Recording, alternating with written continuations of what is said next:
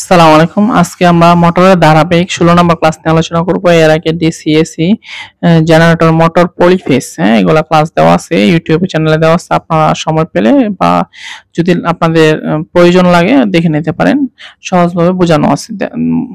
তাহলে এখানে বলা আছে একটি 500 volt 37.3 kilowatt 1000 RPM DC shunt মোটরের ফুল লোড দক্ষতা হচ্ছে 90%, আর্মেচার সার্কিটের রেজিস্ট্যান্স হচ্ছে 3.24, আর ব্রাশে মোট ভোল্টেজ ড্রপ হচ্ছে কত 2 ভোল্ট। ফিল্ড কারেন্ট অর্থাৎ আইএসএস মানে শান্ট কারেন্ট 1.8 অ্যাম্পিয়ার নির্ণয় করতে হবে, ফুল লোড লাইন কারেন্ট এবং শ্যাফট টর্ক। আবার 3 নাম্বার একটা অতিরিক্ত বলছে যে যদি মোটর স্টার্ট অবস্থায় মোটর স্টার্ট অবস্থায় কারেন্টের মান ফুল লোড কারেন্টের 1.5 গুণ হয়, যে ফুল লোড অবস্থায় যত চলে তার চেয়ে 1.5 গুণ কারেন্ট স্টার্টিং অবস্থায় নেয় হয়, এরকম আর কি বোঝাইছে আমাদেরকে। তবে অতিরিক্ত কারেন্টকে লিমিট করার জন্য, যে অতিরিক্ত এক্সট্রা কারেন্ট আসছে সেটাকে লিমিট করার জন্য স্টার্টারের মোট রেজিস্ট্যান্স কত হবে এটা আমাদেরকে এখানে বের করতে হবে।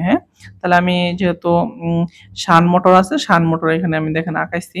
শান্ট মোটরের সাপ্লাই ভোল্টেজ দেওয়া আছে 500 ভোল্ট, আমাদের লাইন কারেন্ট বের করতে বলছে আইএল।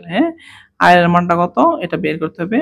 এটাকে অনেক সময় সাপ্লাই কারেন্ট বা সরবরাহ যে কারেন্টটা নেই এটাকে আইএস অথবা আইএল দুইটা দ্বারা প্রকাশ করা যায়। আপনি এখানে যেহেতু আইএল বের করতে হবে এজন্য আইএল লিখবেন। আর্মেচারের রেজিস্ট্যান্স, আর্মেচারের কারেন্ট, শান্টের রেজিস্ট্যান্স, শান্টের কারেন্ট দেওয়া আঁকাইছি এখানে, আর ব্যাক এম হচ্ছে ইবি।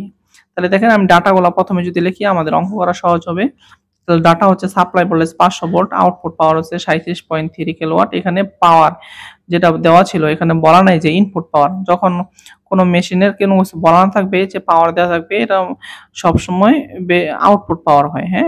তাহলে দেখেন এই জন্য আউটপুট পাওয়ার লিখছি 37.3 কিলোওয়াট, আর এন এর মান হচ্ছে 1000 আরপিএম, ইটার মান অথবা দক্ষতার মান হচ্ছে 90%, আর্মেচারের রেজিস্ট্যান্স হচ্ছে 0.24, আর ব্রাশ ভোল্টেজ হচ্ছে 2 ভোল্ট, শান্টের কারেন্ট হচ্ছে 1.8 অ্যাম্পিয়ার, আর লাইন কারেন্ট বের করতে হবে আমাদেরকে এখানে। এখানে শ্যাফট টর্ক বের করতে হবে। আবার স্টার্টিং অবস্থায় অতিরিক্ত যে রেজিস্ট্যান্স আমাদেরকে সংযোগ করতে হবে সেই মানটাও এখানে আমাদের বের করতে হবে। তাহলে দেখেন আমি প্রথমে শ্যাফট টর্ক বের করছি। শ্যাফট টর্ক সমান আমরা জানি 9.55 ইনটু আউটপুট পাওয়ার অথবা ব্যবহৃত পাওয়ার ভাগ এন। তাহলে 9.55 ইনটু আমাদের আউটপুট পাওয়ার ছিল 37.3 কিলোওয়াট। আপনি যদি কিলোওয়াটকে ওয়াটে নিতে চান তাহলে 1000 দিয়ে গুণ করতে হবে। এই জন্য আমি 1000 দিয়ে গুণ করে ওয়াটে কনভার্ট করছি কিলোওয়াটকে, আর এন এর মানটা হচ্ছে 1000, এখানে 1000 দ্বারা ভাগ দিছি।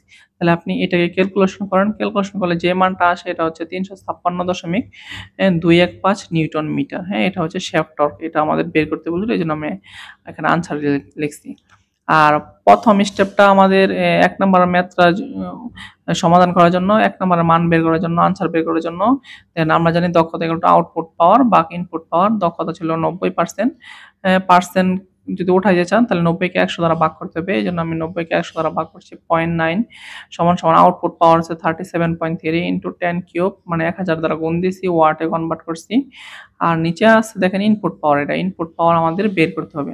তাহলে এখানে যদি আপনি ক্যালকুলেশন করেন এটা হবে ইনপুট পাওয়ারটা হবে 41,444.44 ওয়াট। এটা হচ্ছে আমাদের ইনপুট পাওয়ার।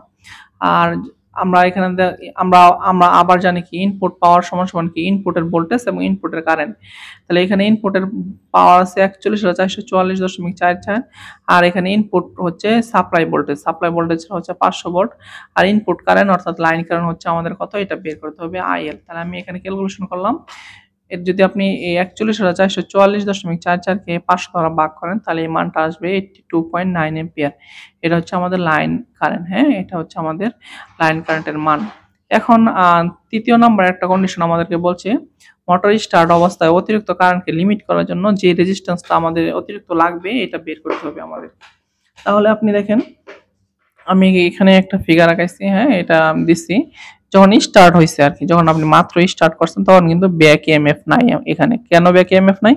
আপনি স্টার্টিং করছেন, কারেন্ট আসবে, আইসা আর্মেচারে আসবে, আর্মেচারে আসলে আর্মেচারে কন্ডাক্টর দিয়ে কারেন্ট যাবে, কারেন্ট গেলে আর্মেচারে ফ্লাক্স উৎপন্ন হবে, আর তখন এখানে একটা ভোল্টেজ উৎপন্ন হবে আর কি, আর্মেচার যখন ঘুরবে আর কি, ঘোরার পরে এই ভোল্টেজটা উৎপন্ন হবে।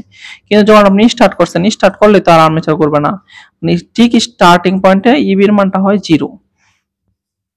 তাহলে দেখেন তো মোটর স্টার্ট অবস্থায় লাইন কারেন্ট হচ্ছে কত স্বাভাবিক যে লোডের কারেন্ট থাকে, লাইনের কারেন্ট থাকে, এটা থেকে কত 1.5 গুণ বেশি। হ্যাঁ, তাহলে দেখেন এখানে লাইন কারেন্ট ছিল নরমাল অবস্থায়, লোড অবস্থায় 82.9, এই জন্য 82.9 দিছি, ইনটু স্টার্টিং অবস্থায় হবে 1.5 গুণ বেশি, এই জন্য 1.5 গুণ দিয়ে গুণ দিছি, তাহলে 124.33। তাহলে দেখেন স্টার্টিং অবস্থায় কি থাকে, ইবির মানটা 0 থাকে। হ্যাঁ, 0 ভোল্ট। তাহলে আর্মেচার কারেন্টটা কত হবে, যে লাইন কারেন্ট থেকে যদি শ্যাফটের কারেন্টটা বাদ দেন তখন আর্মেচার কারেন্টটা পাবেন। লাইন কারেন্টটা হচ্ছে 124.33, তাহলে লাইন কারেন্ট দিলাম, এখানে শ্যাফটের কারেন্টটা 1.8। এটা বলা ছিল যে লাইনের ফিল্ডের কারেন্ট মানে শান্টের কারেন্ট। তাহলে আপনি এটা থেকে এটা বাদ দেন, 122.53 অ্যাম্পিয়ার, এটা হচ্ছে আপনার আর্মেচার কারেন্ট।